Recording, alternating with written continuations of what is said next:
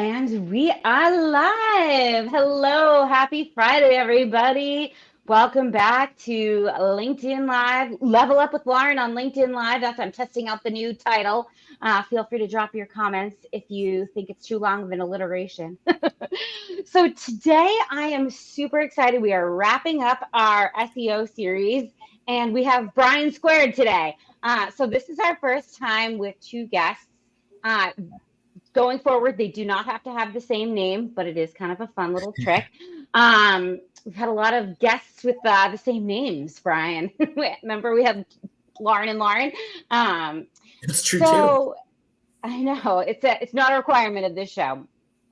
So today the Bryans are going to chat with us. They're going to bring us home with the SEO chat. So welcome to Brian Kehm. He is a fellow SEO guru, just like Brian Reiser, who is our longtime partner here at Lauren Communications and our go-to SEO guide.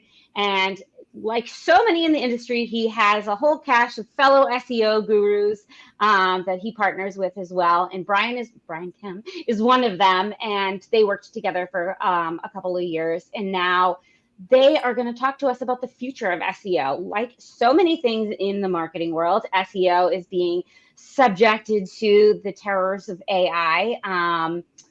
So they're going to talk about that and what that means for the SEO field and what it means for you guys. Because like so many things, you're probably hearing, oh, you can just do SEO through AI. Just like writing, that's not the case, friends. So they're going to tell us why you should still always rely on your friendly neighborhood Brian SEO guru.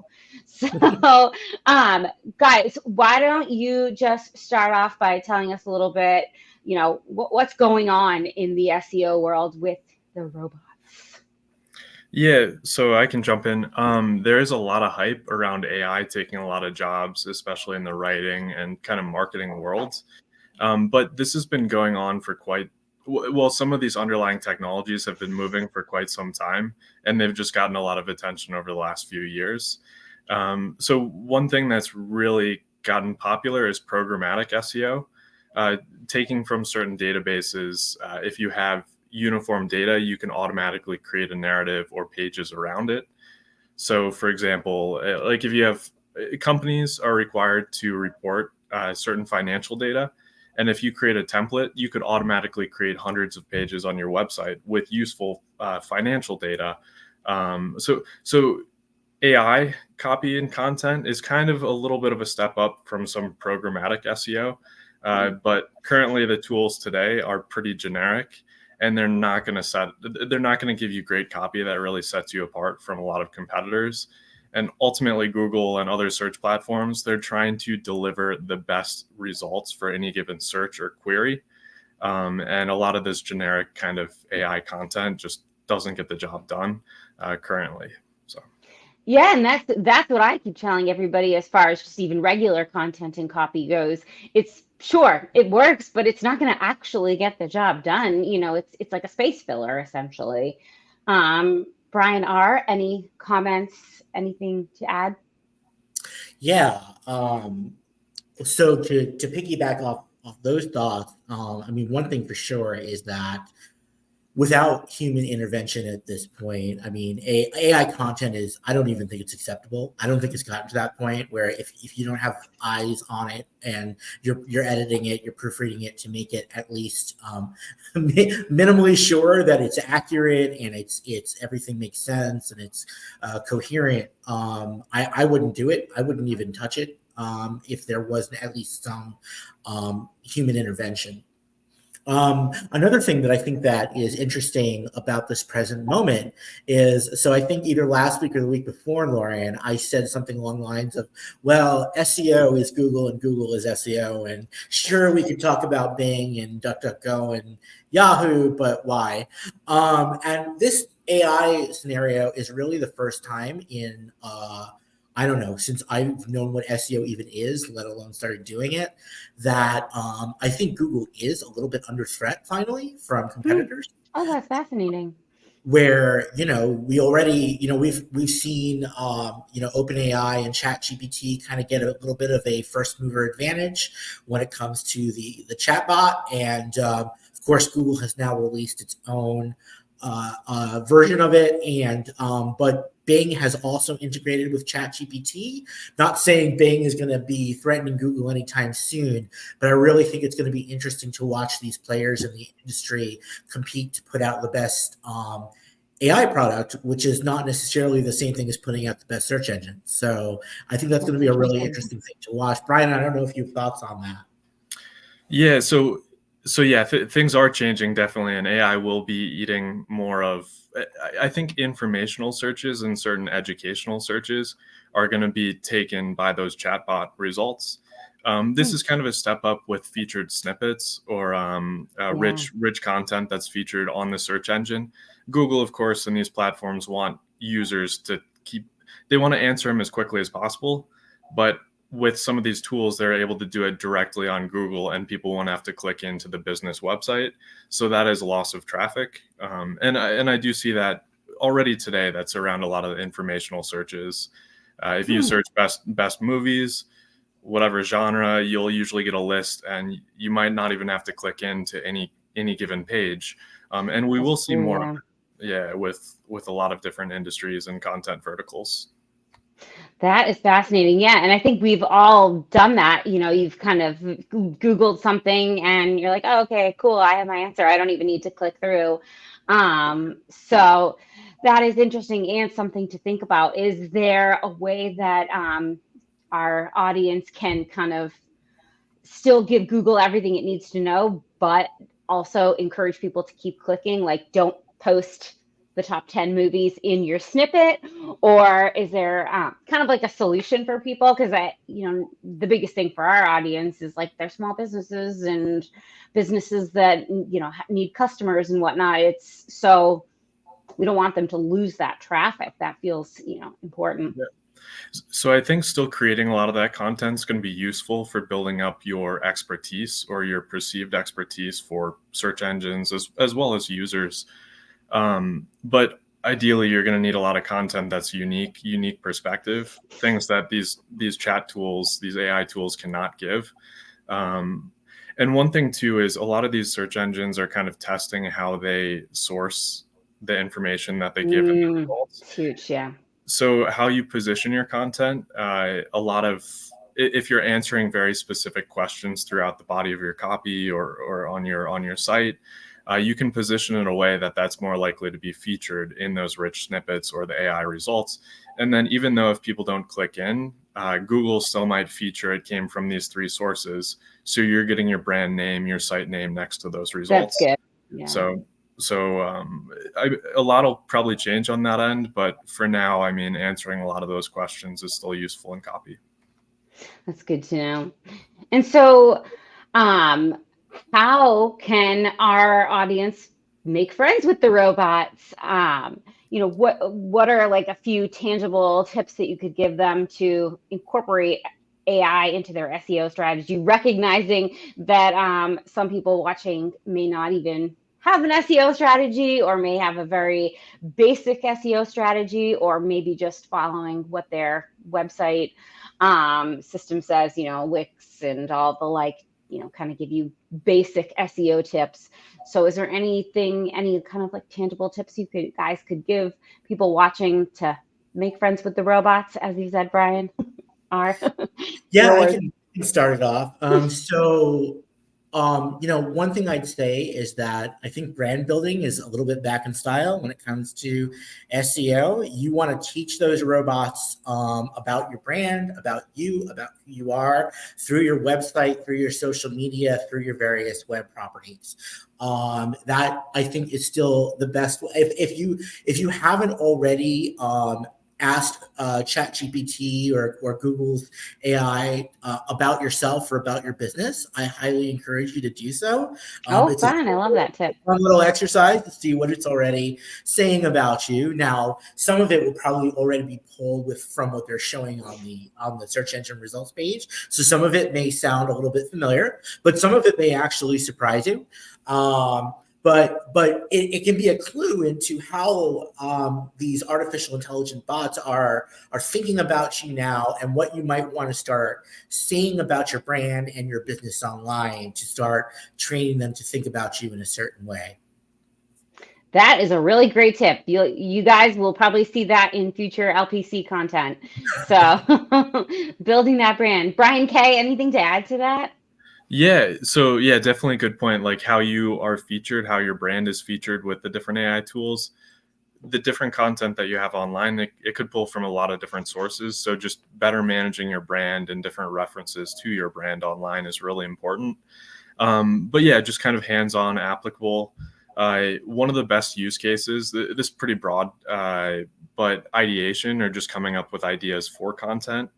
I mean, ideally, you want to have experts on the topics that you're covering. That's going to be one of the best sources of kind of content strategy and keyword targeting.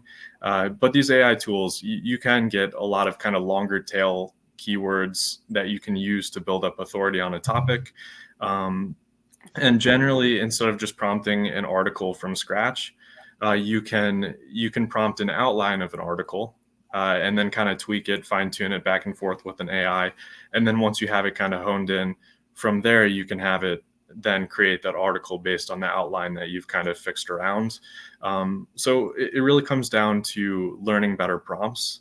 One thing that's a lot of people tend to do, and it tends to give better results, you can tell the different AI tools to be a certain type of person, like be an expert in shoes, write an article as if you're an expert on shoes, and now list the top 10 sneaker types or whatnot.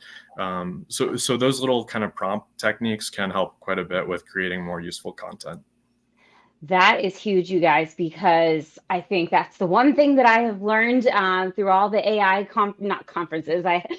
Just every marketing conference that you've been to in the last 2 years has an AI track. So that's the one thing that I keep learning, is that you really have to know what prompts to use. So that's really helpful. That will be also on future LPC content. So can you give us a few more, because that's really helpful, even for me as someone who, doesn't want to totally hand the reins over to AI as a writer, but I love that. A few other useful kind of cases. Yeah. So summarizing content, if you want to rework some old articles, you can feed those in, and then you can kind of get a summary, or you can kind of have it expand off of content you already have. And I do want to, one of the big things too, it is good with some very formulaic content generation, but anything you create to really stand out, you're going to want to have an editor, or you're going to want to have someone behind it doing a pretty good review, fact checking, because a lot of these things they're called hallucinations. A lot of these kind of tools can come up with random things, which when you look around, or maybe right off the bat, if you're already an expert on the topic, you're like, no, that's not correct. So. Wow. Guys, listen to that one more time. For those people that are thinking about, or that are using ChatGPT, I see it all the time. Brian, repeat that one more time so everybody can hear it. Yeah, you'll get hallucinations or just wrong information quite often from a lot of these tools.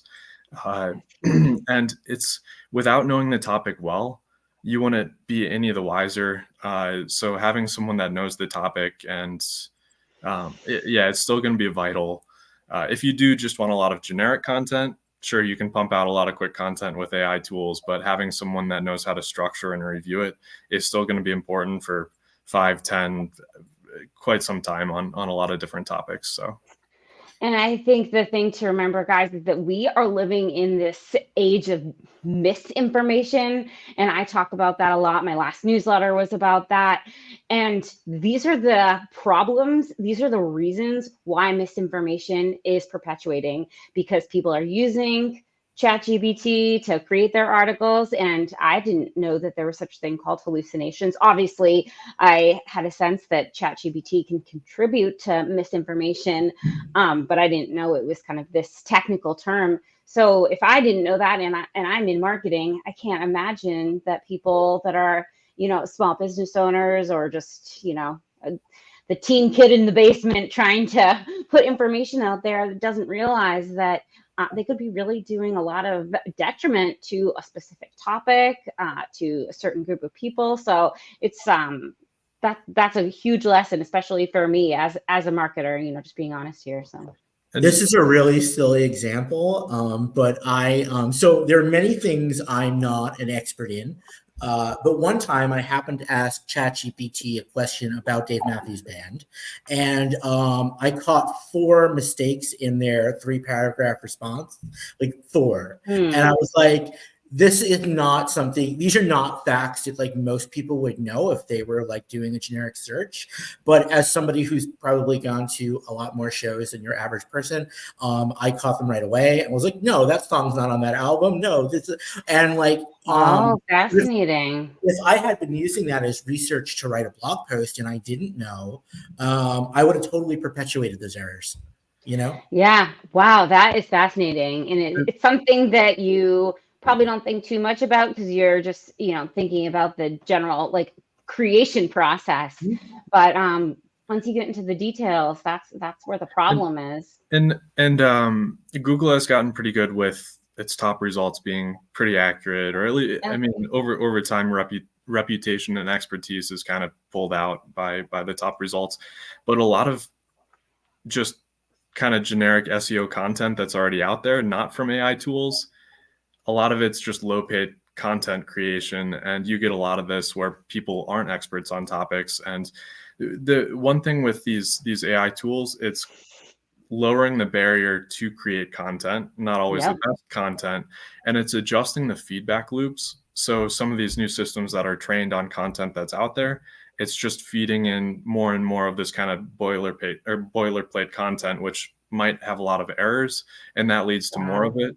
So a lot of different feedback loops, and the time frame is kind of changing.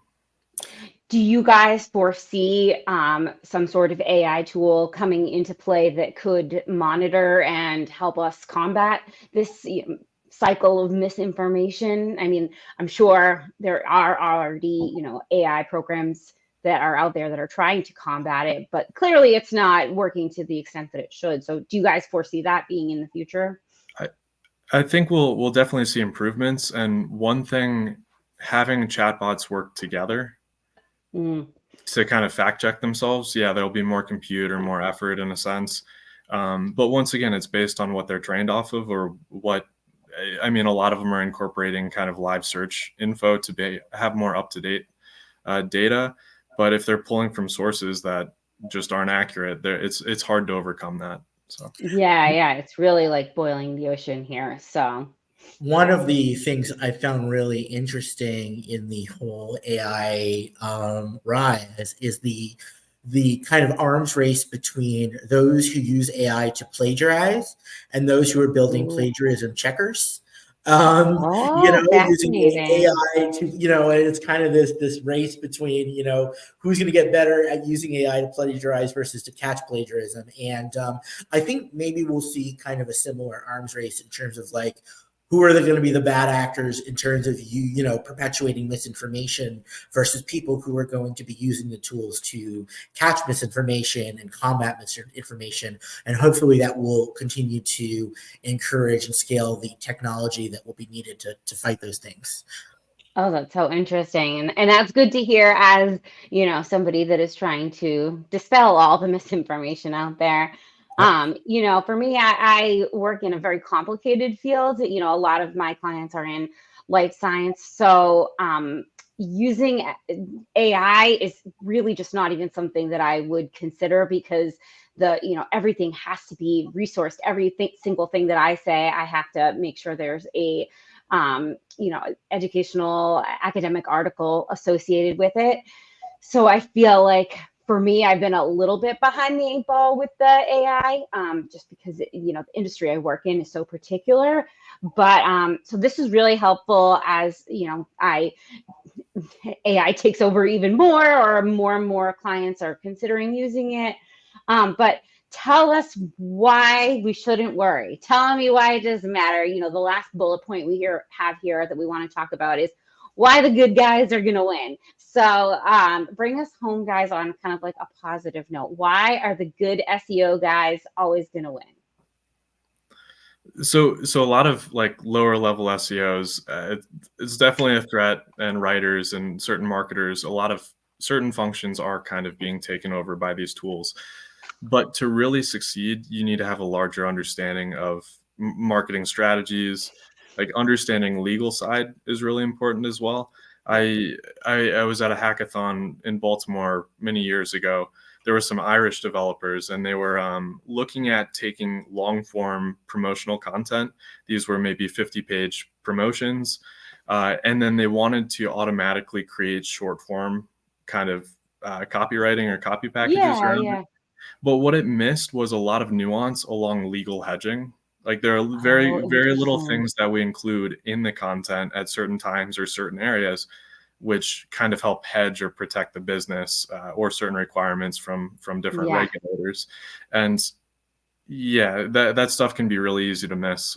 But once again, just going back to the expertise of the topic, these AI tools are far from being really good with connecting certain ideas and making sure they're correct.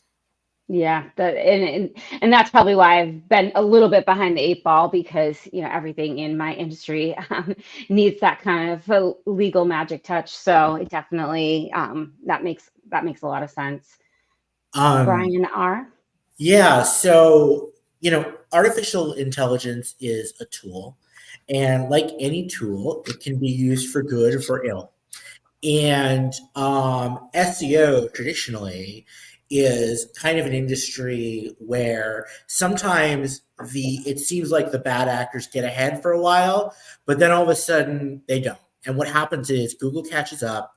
Google will implement some kind of major core algorithm update or a spam update or a helpful content update. And what it tends to do is destroy the platforms of people who have been building kind of these, spammy, scammy SEO-based websites, and these businesses suddenly disappear overnight. And you don't want to be somebody who is putting yourself or your business, your client's business, at risk of being taken down like that, for a quick buck. It's just not worth it.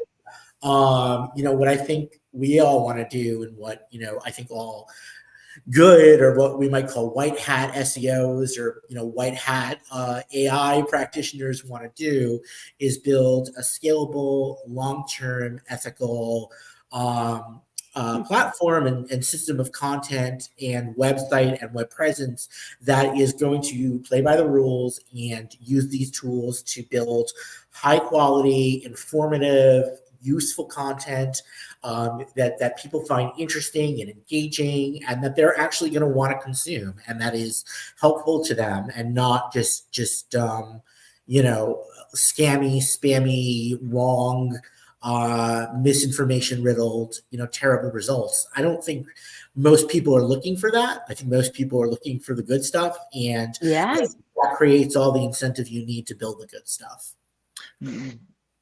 Google is definitely, it's kind of whack-a-mole, or it's co-evolution of bad actors and the good actors, and you constantly have, with these tools, it advances both sides, both the people who can create the rough around the edge content and whatnot. There's kind of adversarial SEO. There's a lot of techniques you can use to kind of knock down your competitors, but these things are not worthwhile. I mean, Google is constantly updating and trying to figure out who the good actors are and what the best results are for any given search. Matching searcher intent is vital, and really figuring out what the searcher intent is key. But yeah, generally it's good to have if you focus on the customer and the value that's being driven to the customer, that should be the North Star.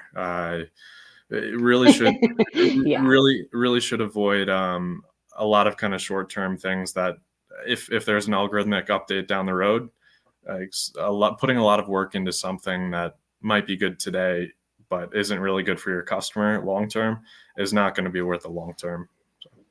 That is like the perfect note to end on, because as writer, marketer, content writer, copywriter, I always lead with, what does your client want? At the end of the day, we need to interview your clients, talk to your customers, because we want to see what their intentions are. It doesn't matter what I think my customers are searching for. It matters what they actually are searching for. And that's why, we build in a whole process where we meet with your customers as well as you. And it's not just, because I like talking to people. It's because it is so important. And that is the North Star, is figuring out what do your customers want to hear. So that's a wonderful takeaway. Any final thoughts or words of inspiration to our audience, guys? Brian's? Just keep on creating that great content. I think creative, interesting, engaging, unique content is going to continue to be more important than ever in the AI era. So just keep running with that and do great work. And Lauren, thank you so much for having us both on today and for having me the rest of the week. It's been a lot of fun. I've loved the conversations. Yeah. Yeah, definitely. Thanks for the invite.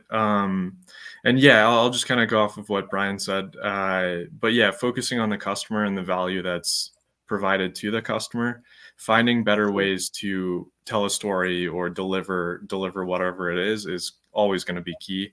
And a lot of these AI tools just very, very far off from being able to deliver on that. So.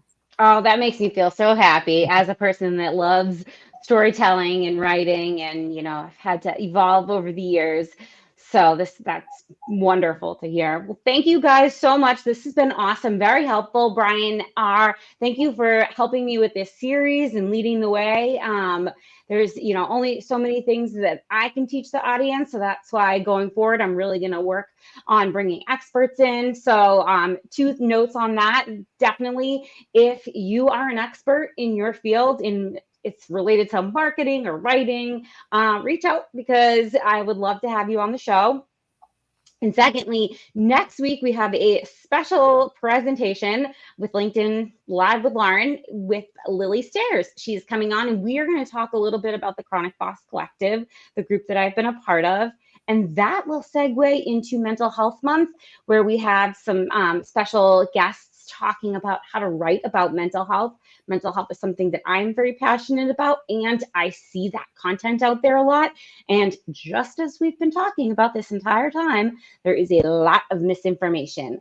So I am hoping to have some experts on to help us figure out, if you're a company and you're trying to promote mental health as your environment, how can you talk about it? Or if you are a writer and you're trying to share your story, or if you're a content writer like all of us and you're trying to get your, get the topic out there, how can you make sure you are avoiding that misinformation and ranking high enough that Google recognizes you?